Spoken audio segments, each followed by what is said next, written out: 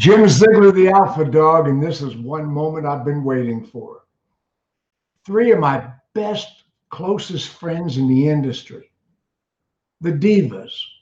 I'm talking about three women who are some of the best internet automotive marketers in the universe. I'm talking about Elise Kephart. I'm talking about Jennifer Briggs. I'm talking about Bobbie Herron from Bee's Knees. I'm talking about three women that talk the talk, walk the walk. They do BDC trading. They travel all over the country. These people are not only a great friends, Debbie and I. I mean, they are absolutely the real deal. First of all, my friend Elise Kephart. Hi, Elise. Okay, where's Briggs? Let's see. Here comes Briggs. Hi. Hi. How you doing, Jennifer? Awesome. How are you, Jim? I'm having the best day of my entire life. Well, it's gonna get better. Is Bobbie Herron anywhere in the wings? Let me see. There she is. Best day ever. I love that intro. In my entire life, I'm anticipating a better day tomorrow. Today, we're going to talk about BDC. We're going to talk about your careers. You know, I've known you guys since every one of you worked in a dealership when I met you. That's amazing. Every one of us still works in a dealership. You know, Bobbie, you were Garber when I met you. Yes. I think, Jennifer, you were with Feldman. Yeah, I was with Feldman when we first met in person. Yeah. Right, but Battle Plan Detroit. And Elise was in Sunset Honda in San Luis Obispo, California. Yeah. Before that, you were with one of my other friends in a Ford store. Yes, Heller. They're down in San Diego. Fantastic. Okay, with COVID, the whole paradigm is shifting again. Once again, things are changing. Elise, what's changed the most in the BDC world? And I hate to say that nobody is talking about it, but do I have to pick one? Am I getting put on the spot? Oh, no, we have an hour. A couple of them. So I took a screenshot of finally what came through, but you know, one of the biggest challenges that I've seen is we've been in such a pattern routine to just dial, almost like the Wolf of Wall Street status. But with COVID kind of happening, and you think about, you know, the typical consumer, the calls that they're getting, like the election calls, like all the scammers, unfortunately, even outside of just our own industry, where they maybe submitted the customer maybe submitted the lead on a third party. So I find that BDCs oftentimes are just, you know, kind of dialing and then dialing again and dialing again, almost like it's a routine just because they're doing it because it worked, you know, way back in the day. The biggest trend that I found right now, and I think all of us can agree on this, is that the customer and I probably would do the same thing. They'll ignore your call. They might not get to their email or video email right away because it's in their inbox piled up, but they'll opt in for a text. And that is the biggest game changer, especially in 2020. You know, there's we have to adapt to where we're at. And, you know, that first communication typically right now, it's not on the phone anymore. I hate to say it because but it's that opt-in for text. So the biggest trend that I found is, you know, BDC is not so much, they're still struggling with the call, but it's like you're getting ghosted on all the texts, right? Because you think a text message should be easy, but they're getting ghosted and they're still getting what I call the heartache, kind of go with Kephart, but they're getting that heartache of putting in the work. Because if you're having a text conversation, it seems so cute, it seems so great, and then like, when can you come in for this? And then you're got a little passionate there. You're straight up ghosted, right? So another thing that I found too is objections, whether they come up over text or on the phone call. There's some new ones, and it's one of those things where you have to really absorb that, whether it's on the phone or text. It can't just be a word track, so to speak, or a script that you're typing or saying. But you have to understand the psychology, because if a customer right now is saying, hey, I don't want to come down because I'm concerned about I got this in Texas, I'm back in July. I'm concerned about the rioting happening right now. Or maybe they have a health condition and, they want to do everything over the email, over the phone, and then come in. Well, I feel like our industry is like, no, you got to come in, right? And we really need to adapt to, adapt to our consumer. Otherwise, we're straight up going to lose. You're weighing out probability, right? If a customer gives an objection like that, we need to open our mindset a little bit of how do we both win here, right? Versus just sticking to the mindset of just make your calls and just get them in. And I feel like that's been the biggest. Okay, just get them in. How many times? When I first got in the car business, Mr. Sales Manager, Mrs. Sales Manager, I got a customer on the phone. Get them in. Well, they want to get them in. What's interesting is do you remember Joe Webb made this incredible just get them in video? And it's got to been like 10, 11 years now. I'm guessing, but I think it was in 2012. 2012, almost 9 years ago, right? And I use this in all my training classes. Joe knows I do it. I play it every time to create buy-in. How in the world is it 8 years later and we're still saying the same thing? Right. That video is awesome to show to a sales manager. Hurts the heart a little bit, but it's a good way to say like paradigm. Well, and now that it's the text game, I even see it worse because I feel like it's like you could just send like, hey, when do you want to come in? And you feel like your job's done, right? Like, cause that's all you got to do, just get them in. No. And See, then here's what I think, and I don't think it's new. I don't think it matters what the medium is. I think what Elise is talking about is our agents or salespeople or whomever are performing like a robo dialer. And I came into this, from accounting with no idea, but I trained my team to just have real conversations.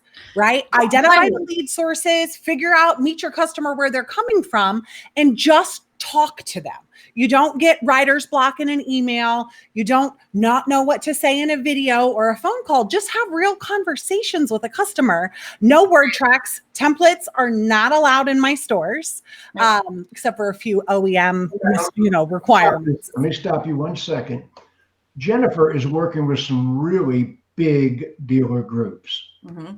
And I mean, she is in an integral part, a top management consultant position. I mean, understand when she says her dealerships, she's talking about some real players. Okay, go on now. Yeah, it's funny. We always call when we're referencing a client, right? There are teams. We have dealers tell us all the time, and I hear it with all of us. Oh, you mean like we're on the same team? Yes, we're on the same team. We're executive level consultants for all the different departments. These are our teams. We win with them and we fail with them and we celebrate every success and we work with them and collaborate through any failure. And so when you hear us say our dealerships, a lot of vendors will go out and say, well, I got this customer. We like to use the word clients more than anything, but we're their partners, right? We feel the same thing. So yeah, as you guys hear us say that, that's what we're talking about. I did a video last week that's gotten a lot of play. I talked about the fact that everybody that you're talking to is not a customer, they're prospects. Right. And I hate the word. We're in the process of buying from you. Yes. But they're prospects. You got to turn a prospect into a buyer. Now, here's a question I want for all three divas. Yes. Okay. Now we have entered the age of, Carvana upset the Apple Card, and all of a sudden we're delivering cars to their homes. You were transacting a major part of the deal online. I'm teaching F&I managers today how to do Zoom presentations with Zoom with the consumers. And I'll start with Elise. And Elise, what has changed with concierge sales? What is the new paradigm? There's several levels of, and consumers. And I'll before I ask Elise the question, I'll say, I like to fill out all my paperwork online, but I physically go to see the doctor. Yeah. That makes sense. Elise, right. Yeah. New paradigm shift. What's happening with concierge sales? How does a BDC, how's a dealership in general adapting to that? Well, the biggest adaptation is I think 2020 for most, we don't even have to call them clients or customers, even just for I think everybody in the world, it's been very tense in our patience level, and wanting to be efficient with our time is like at its highest peak, right? So kind of going into the mindset again of a customer, you know, I like to think of, there's this big, what I call a trust wall between the dealer and the client and the potential client or the prospect on the other end. And if the customer, you know, for the longest time now, it's been like, oh, it's going to be like a whole day ordeal at the dealership, right? And again, adapting to knowing that our customers are on the edge. We like to be as efficient as possible. There's a lot that of other things, you know, that just the typical person could be doing with their day than being at a car dealership for 5 hours. So so expediting that process. And I would like to say this, you know, I think we've seen it just with different industries and just through history. We do need to adapt. You know, shame on us for having for not creating a valuable experience up to this point. This is going to hurt people's feelings to have the consumer be so attracted, right, to a Carvana or basically a vending machine because they dislike or they distrust a human being, right, a quote salesperson, that much. So the only way to fix that is, aside from the product that you sell, and aside from aside from the brand or whatnot that you sell, we have to beef up the experience, because that really is the only thing, right, that makes it, if from a logical standpoint, what makes it different for me to never have to go through the headache from a consumer's mind and just click online and buy it, or do pretty much everything very similar, but I'll still have the human experience. And I think we need to adapt to that, right? As you had mentioned, making sure that the process is expedited so that when the customer gets there, you know, I kind of say this over text or on the phone.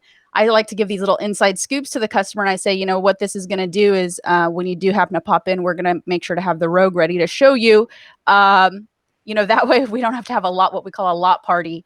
And, you know, we don't have the cars piled up, because we've all worked that Saturday or that big weekend where you're like, oh, who are you? What? Oh, that's stock. Oh, that just came in. It's not even PDI'd. It's, you know, 10 cars back. And then, the customers, you know, waiting there chilling for 17 minutes with her daughters, and one of them's hungry. You know, it's just I want to quickly segue into this real quick with two things. Okay. So first of all, and again, I guess we're hurting people's feelings sometimes, but really we're just being honest.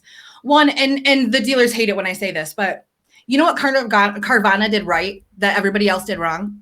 They listened to the customer, and everybody wants to hate on them for it, right? Everybody wants to be like, I'm not hating on them. No. I'm saying in general. But they listened to listen. And when customers said, we want convenience, we've learned to shop through Amazon. We don't go to the movies to watch movies. We watch them online. We don't go to the grocery store to buy our groceries. We get them ordered. And we did that stuff before COVID.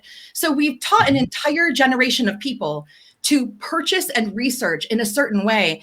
And then we want to fight it instead of adapting to it and improving on it, right? Like text is a great example with Bobbie.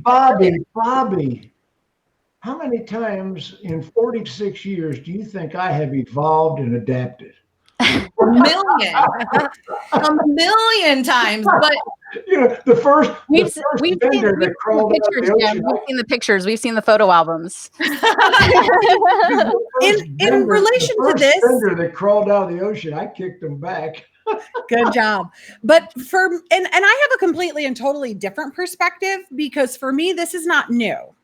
The first group that I worked for, we were shipping and delivering. We had our own car hauler. We were shipping cars all over to the lower 48.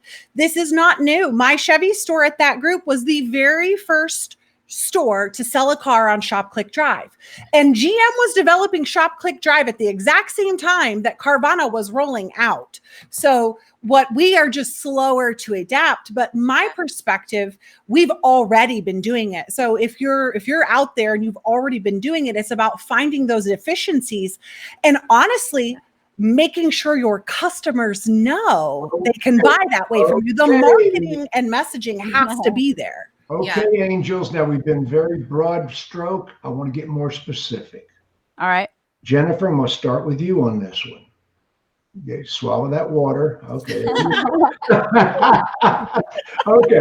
I want to get more specific with you. Can we tell the Facebook people too? Like, you didn't give us any of these like questions ahead of time. We So just don't. Yeah, no. I don't even know what they're going to be. I'm making them up as I go. Yeah, you guys share yeah, it. no, so content. I think it's good. I think it's good that way. Jennifer, go, lady. Okay, Jennifer, the question I want to ask you, what specifically are you doing in the dealerships that you work with? And I know you're working with some big multi-chain dealerships. What specifically, I'm going to get that off text out of your face here a second. I was trying to sit up taller. Yeah, you got your beautiful lipstick on, and I put it right over it. Okay. Okay. What specifically are you doing with concierge sales? Are you delivering a lot of cars to their houses? Yes. What adjustments has the BDC made? So we've made some adjustments because we've got some Highline stores that have got their own merchandise, like own marketing message to it, Oh, yeah, like you do. Audi at your door, some different things along those lines. But the concierge service, I think the one thing that we have been integrating a bit more is the ease and usability of Zoom for our customers on the website to make, one of the products that we use, Auto iPacket, has a Zoom integration. So right as they're talking about the value propositions of the cars, they can be like, boom, let's just slow down. You're speaking at angel speed. Oh, sorry. Okay. Yeah. We get so excited. iPacket. What was the company? Well, we're getting face to face with those virtual customers. What was the We name did. you mentioned? iPacket. Oh, Auto iPacket is a tool that multiple stores that I work with use. It has a Zoom integration. So, right. And it's a vehicle value proposition. So even on a used car, you can have the original Maroni, you can have all this awesome information, the original digital brochure for that year, make, model, all the way back to like 87 or 97, I think. I don't remember how far it goes back, but it's an awesome tool. And right at the beginning of this year, perfect timing, they launched a Zoom integration. So we had already been playing with that at a Porsche store prior to everything kind of going crazy, right? So I think we had a little bit of an advanced, but I think I'm still struggling and trying to get my stores to have a unified marketing message and to teach customers how they can That's purchase. going to be difficult because the manufacturers are putting different programs on the dealers. Getting them uniform is not going to be there. Let me TO to Bobbie here. Bobbie, now I know you're working with a lot of dealerships. Every time I talk to you and Elise seem to be together in San Antonio. We were all of last year, which was fantastic. You know, We're doing I big was in San Antonio a couple of years ago. I couldn't believe it. I'm looking for the Alamo. It's right in the middle of downtown. I mean, I'm standing right there. Crazy, right? I thought it was out there on the prairie somewhere all by itself. Okay. We built around it. Bobbie, concierge sales, delivering cars to their homes. It's amazing. Jennifer just said about the Audi program. I bought or leased an Audi Q7. You know, I got the dual. Yeah, I got the Quattro with the. That's the car I got arrested in, right? That's what I was Yes, saying. that is the car you got arrested in. It's a comfortable car. Yeah. Bobbie in handcuffs. It wasn't pleasure. It was a cop. Clear, I asked him to handcuff me. So Yeah. Well, anyway, yeah, that Q7, they delivered that at my house. That was Jim Ellis, Marietta. Jim Ellis here in Atlanta. They did a complete concierge home delivery, everything. Test drive, set the car up at my home. Okay, talk to me about what your dealerships are doing. absolutely. So first off, I want to touch on just real quick so we don't lose it in the beginning when we were talking about texting, because this is part of it, right? I always say practice safe text. I won't go into the legality of it, but stop texting people and trying to negotiate a car deal. You text to build a relationship, to get them on the phone, or to continue a conversation that way. But if you're going to give somebody news that they don't want to hear, or you're going to negotiate something, your tone can't be interpreted on text. And so I find that frustrating. Or we send something and we don't end it with a question. Because if you text me and you don't end something with a question and it's just something I need to know, there's times where I won't text you back and people go, why did you do that? Well, there was no question. It was like an alert, you know? Why answer questions they aren't asking? Stop creating objections. I'm all for texting. It's a huge conversion tool. And it goes right into this process, right, of scheduling a home delivery. And a lot of the dealers that I'm working with, we put together big plans in the beginning of the year, utilizing Zoom when that was the only option. Things like auto iPacket are great. But the truth is, the biggest thing that you have to do is actually do what you offer. I hear dealers say, and dealers I work with in the beginning say, well, we don't really want to tell them. I mean, we're going to give it to them if they say so. Okay, well, they're not going to call you. And so the thing with delivering something out to somebody is that we have this mindset sometimes. And I say we as a whole. So again, if you're not a person who's doing this, you're like, we don't do that. Okay, I'm not talking to you. Okay, like, fine. But keep in mind that a lot of times what happens is we say, well, we can't do finance over the phone. We can't do finance on a Zoom. We'll lose money that way. How will I do it? Finance people sell an intangible product. They can absolutely do it over the phone if they're trained right to be able to. I had a lot of demos lately. One of them, of course, was Darwin. I had another with Drive Centric. Yeah. And I'm seeing all the new technologies that come out there. You know, Drive Centric has video and text communication. I love Drive Centric. I'm a huge fan. And, you know, CRMs are evolving, and we'll be talking about that in a minute. Yeah. Elise, I want to TO to you for a second. Okay, what's evolved? The dealerships you're working with, what's evolved for you? For me? Yeah, your dealership. I think. Well, can I go a little bit against the grain here for just a moment, or is that not allowed? No, if I ever people. So what I've found is kind of going back to that trust wall again, under the assumption, right, that you're setting up a Zoom or you're doing a Zoom appointment as opposed to a if the dealership is open, right, as opposed to like defaulting to that meeting appointment. You know, I guess what I look at is that probability of when you disconnect either the text that to set up this appointment or the phone call, that I call it ghost rate, right? Meaning, if I'm going to schedule a Zoom or anything, or like another follow-up date, I'm under the assumption that they're going to make their date. And it's right to the heart here, but I started to tally up times where it's like ghosted.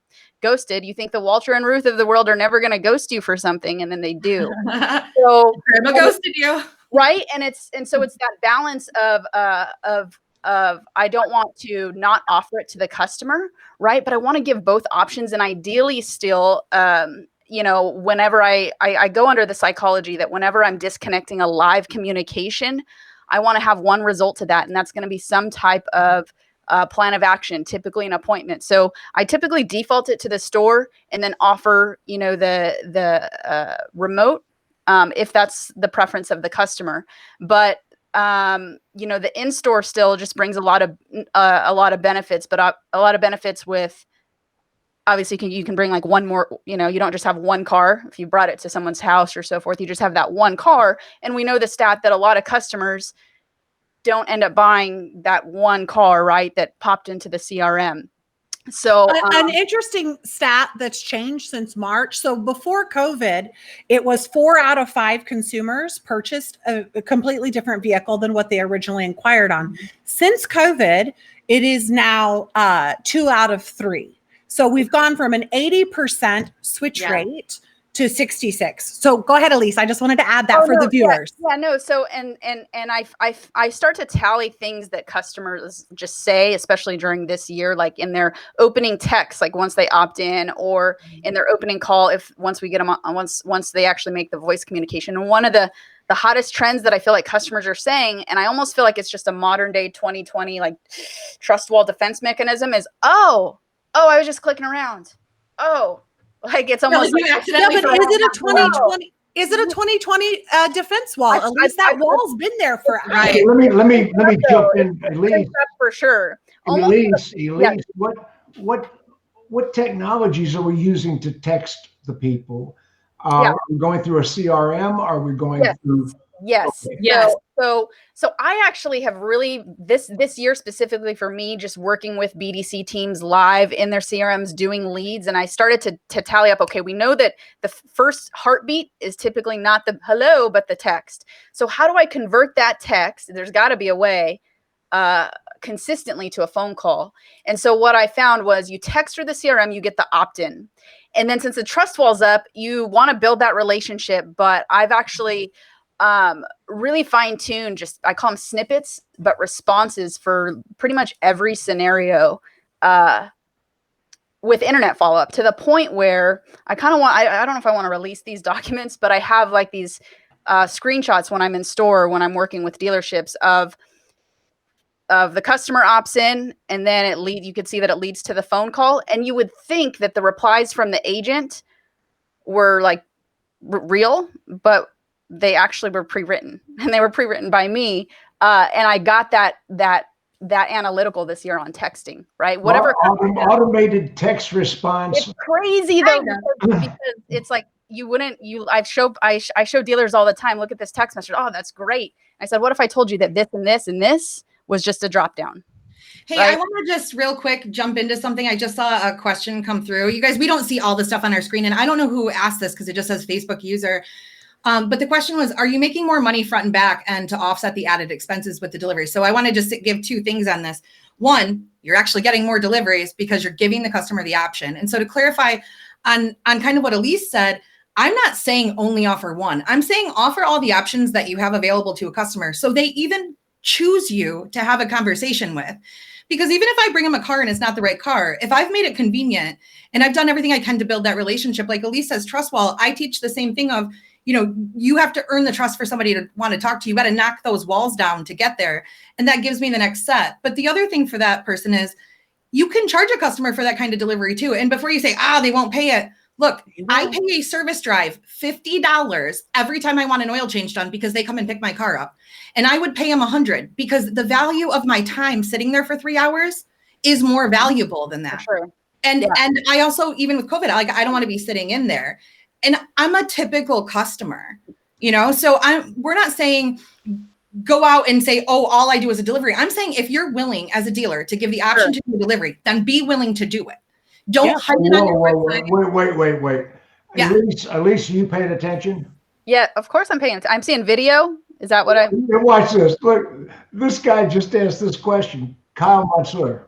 Yes. Yeah. Have you incorporated video? That's a great question. Video.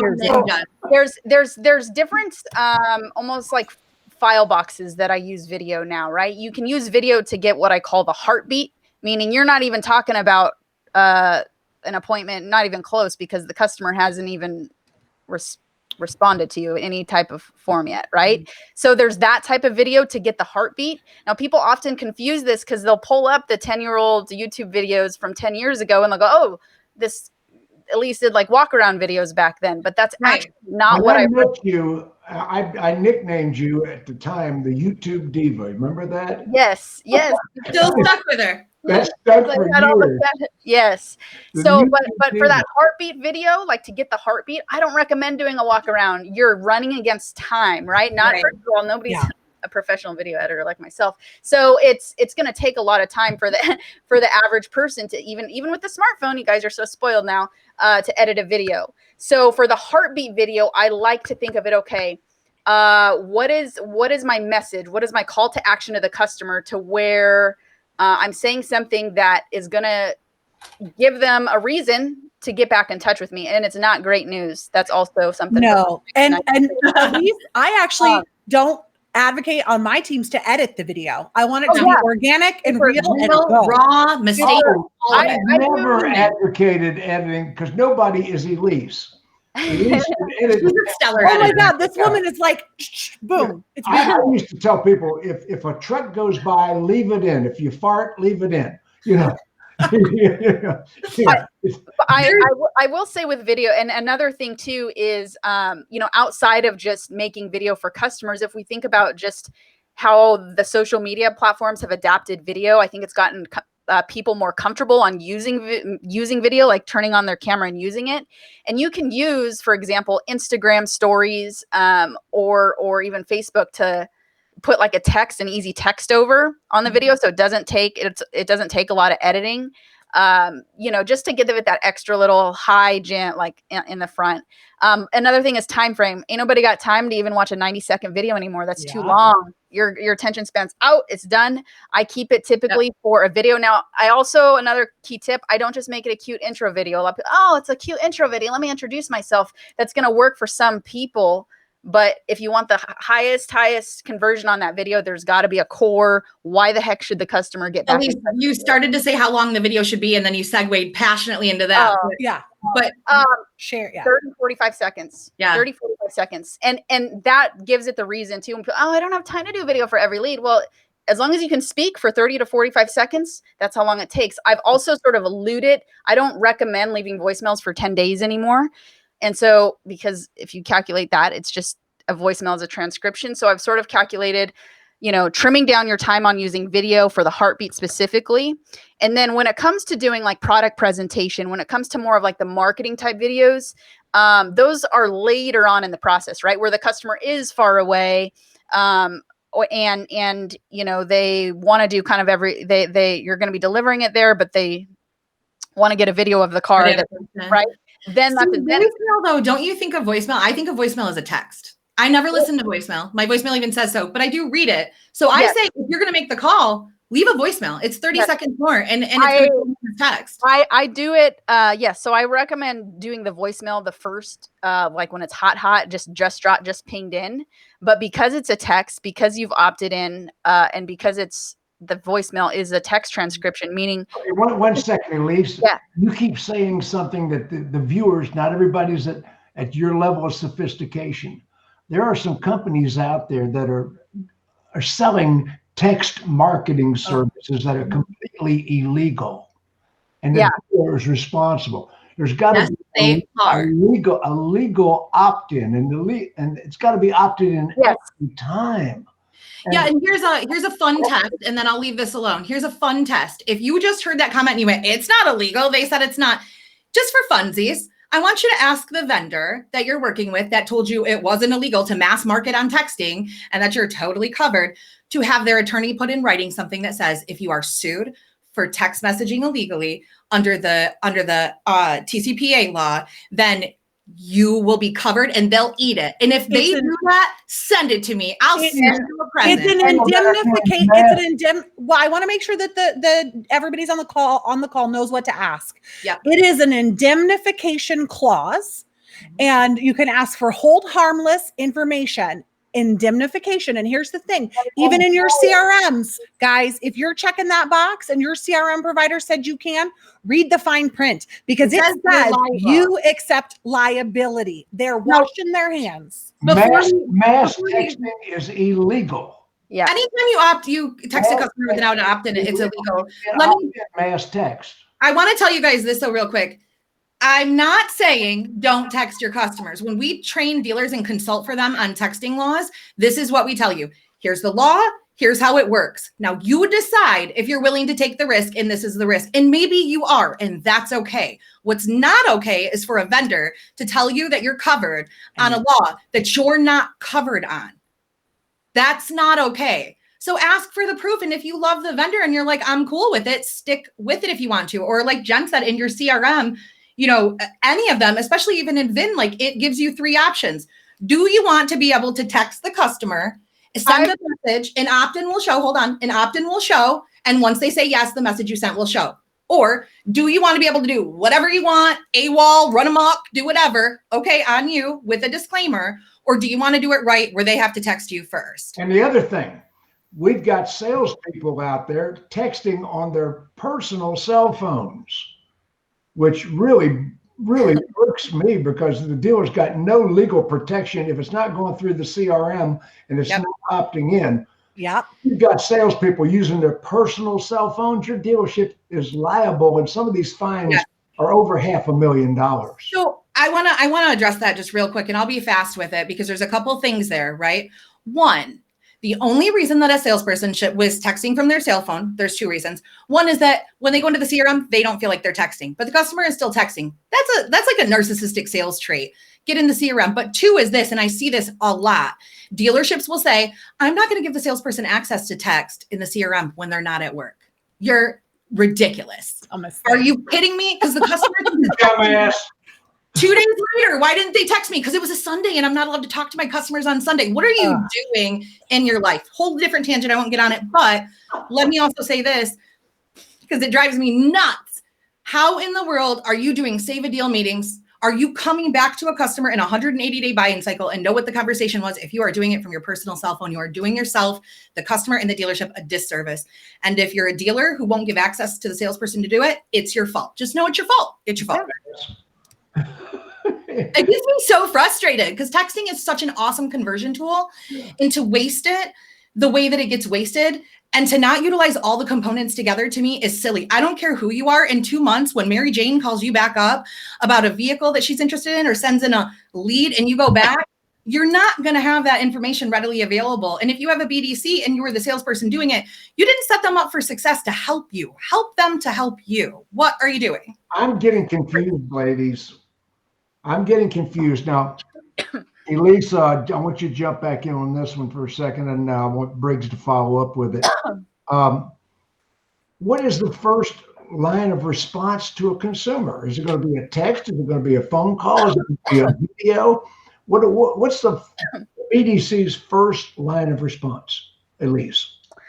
I go phone. It's old school, but the reason for that is because if I don't get the pickup, my texts and my emails are guided towards the phone. So if I can get the phone right away, it saves me all the headache of having to take the email or the text to a phone call. So I do that first. And then I go through. I might have to step and run and get a water. I'm sorry, something got in my throat here. Oh God, that's so great.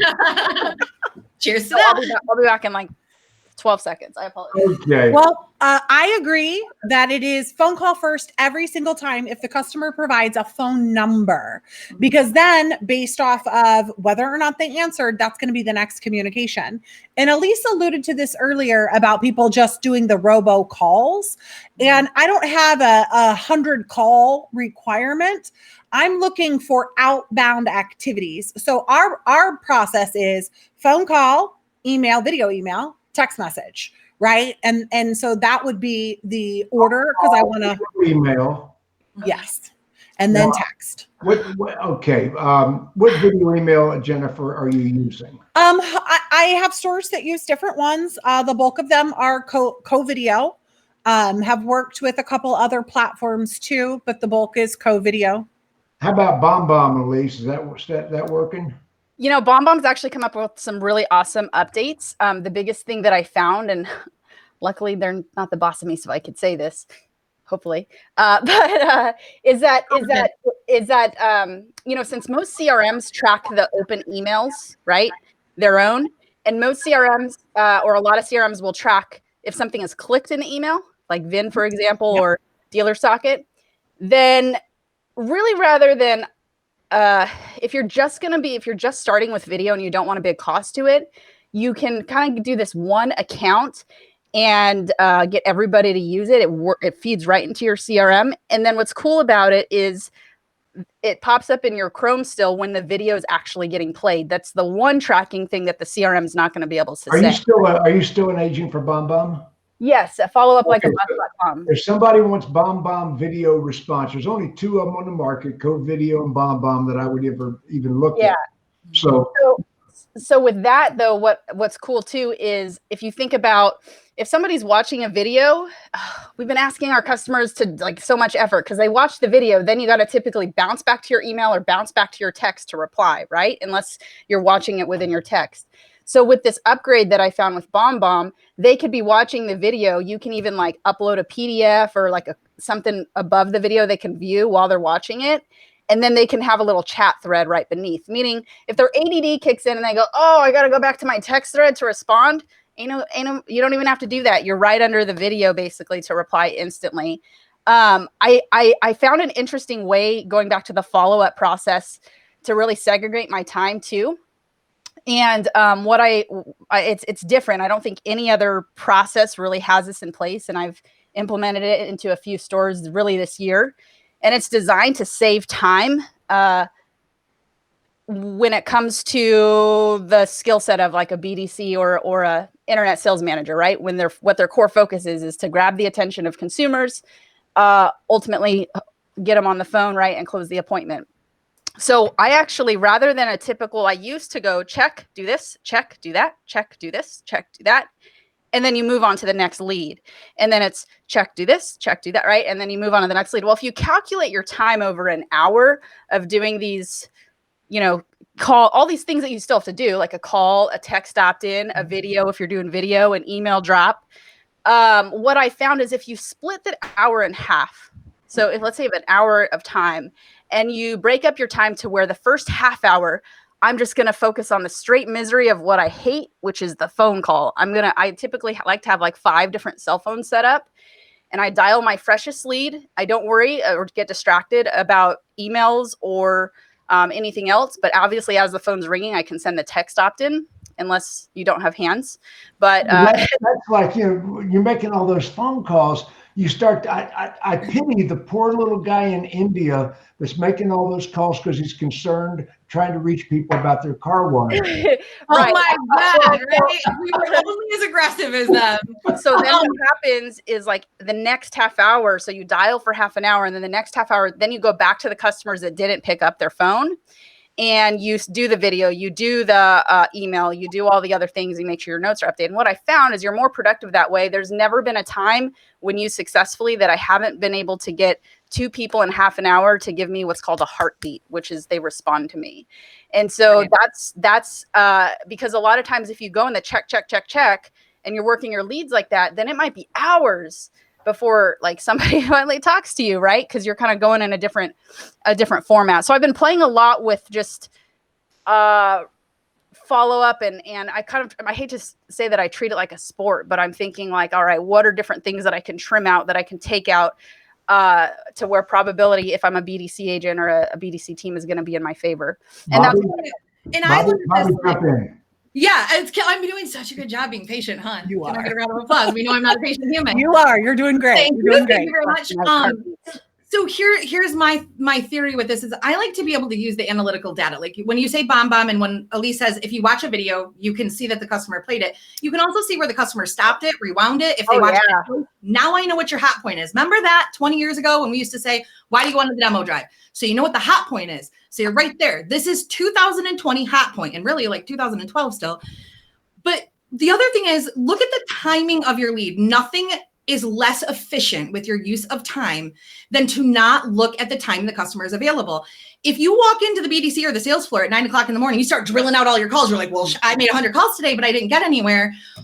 Try the time when the customer was actually available. If you have additional AI available to you that tells you when the email was open, people always say, Bobbie, I hate that thing in VIN where it tells me the email was opened. Glad you hate it. But the point of it is to say, boom, they're in front of their email right now.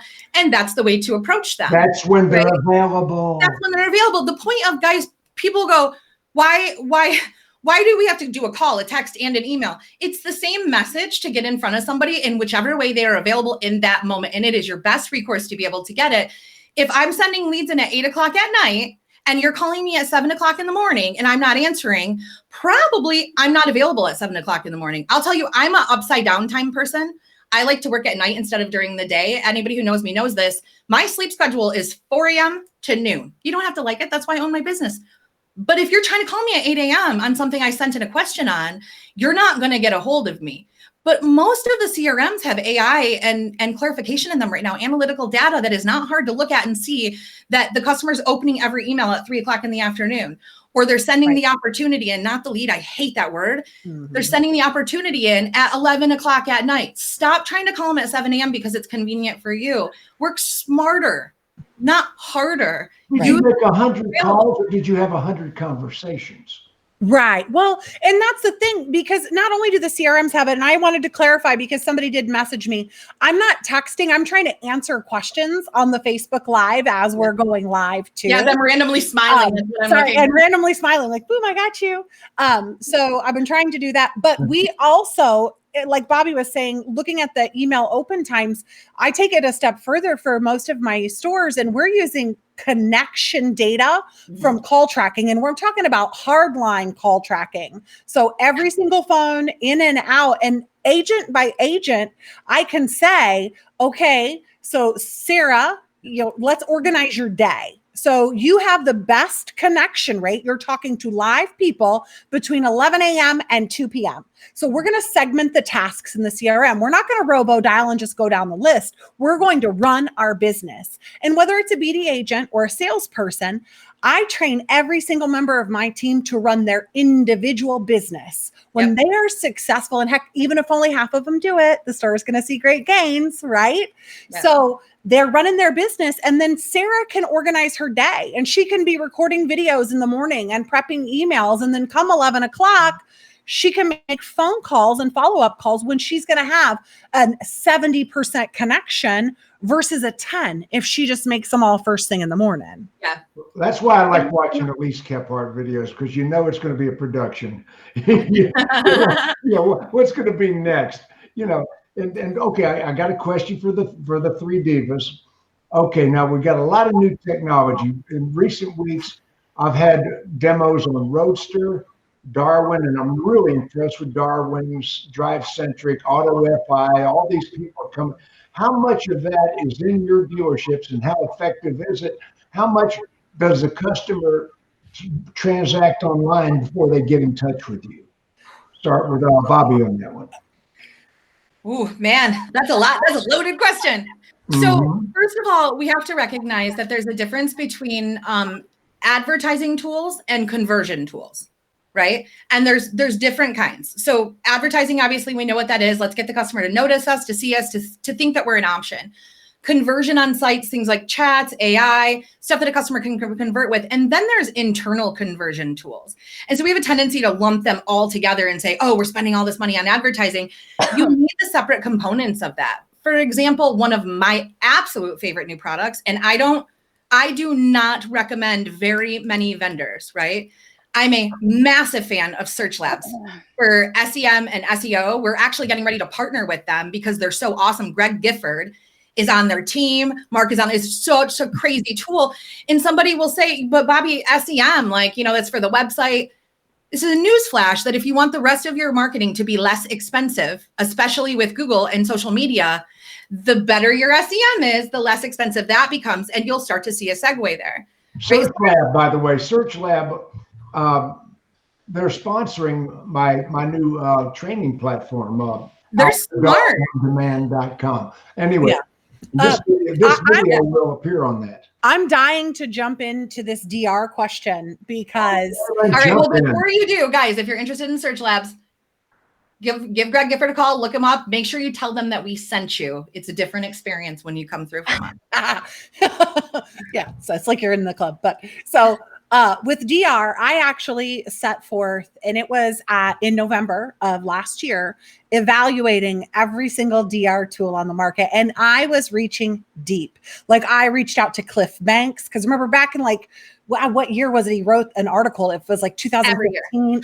Well, it was 2015 when he first started talking about all these new technologies. And so I was doing an evaluation, and there's a huge difference between a conversion tool on your website and a true digital retailing tool. I'm going to tell you that in about 70% of my stores, there is a digital retailing tool on the website. Each one of them is a little bit different. We're testing things side by side to see how they work. That was the point of evaluating all. Okay, let me interrupt you. Darwin Roadster. That was a question. Do you like them?